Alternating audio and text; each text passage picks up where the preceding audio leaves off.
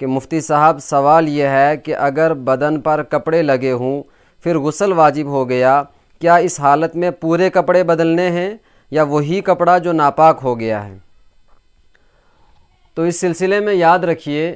کہ ایک انسان کپڑے لگے ہوئے ہونے کی حالت میں سو گیا اور پھر اس کو احتلام ہو گیا، غسل واجب ہو گیا،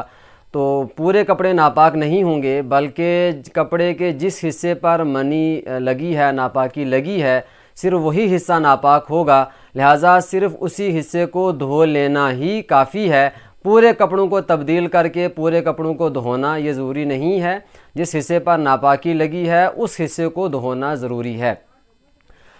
بخاری شریف کے اندر ہے کہ حضرت عائشہ صدیقہ رضی اللہ تعالی عنہا سے منی کے بارے میں سوال کیا گیا تو انہوں نے کہا تھا کنت اغسلہ من ثوب رسول اللہ صلی اللہ علیہ وسلم، کہ میں رسول اللہ صلی اللہ علیہ وسلم کے کپڑوں سے منی کو دھو لیا کرتی تھی۔ اور اسی طرح سے دارقطنی کی ایک حدیث کے اندر ہے، حضرت عائشہ صدیقہ فرماتی ہیں کنت افرک المنی من ثوب رسول اللہ صلی اللہ علیہ وسلم، کہ میں رسول اللہ صلی اللہ علیہ وسلم کے کپڑوں سے منی کو خرج کر کے پاک کر دیا کرتی تھی، صاف کر دیا کرتی تھی۔ تو ان احادیث سے معلوم یہ ہوتا ہے کہ پورا کپڑا ناپاک نہیں ہوگا، بلکہ جس حصے پر ناپاکی لگی ہے بس وہی ناپاک ہوا ہے، اور اسی کپڑے کے اسی حصے کو دھو لینا ہی کافی ہے، پھر آپ اس کپڑے کو پہن کر کے نماز وغیرہ بھی پڑھ سکتے ہیں۔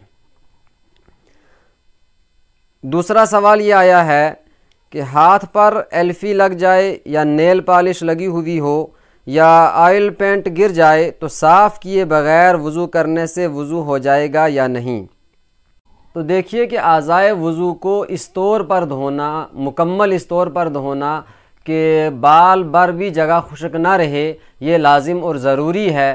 اس لیے اگر ایلفی گر جائے یا آئل پینٹ لگا ہوا ہو یا نیل پالش لگی ہوئی ہو یا ایسی کوئی چیز لگی ہوئی ہو کہ جس کی وجہ سے سکن تک پانی نہ پہنچتا ہو، تو پھر اس تمام صورتحال میں وضو نہیں ہوگا۔ پہلے ان تمام چیزوں، پہلے ایلفی کو، آئل پینٹ کو اور نیل پالش کو صاف کرنا پڑے گا، پھر اس کے بعد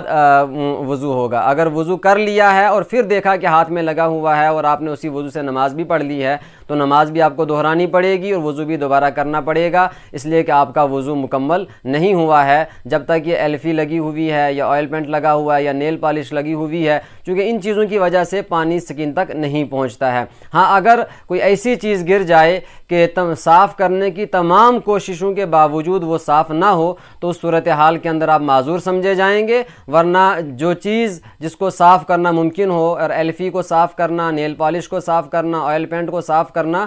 یہ ممکن ہے، لہٰذا اس صورتحال کے اندر آپ کو صاف کرنا پڑے گا، پھر اس کے بعد وضو کرنا ہے۔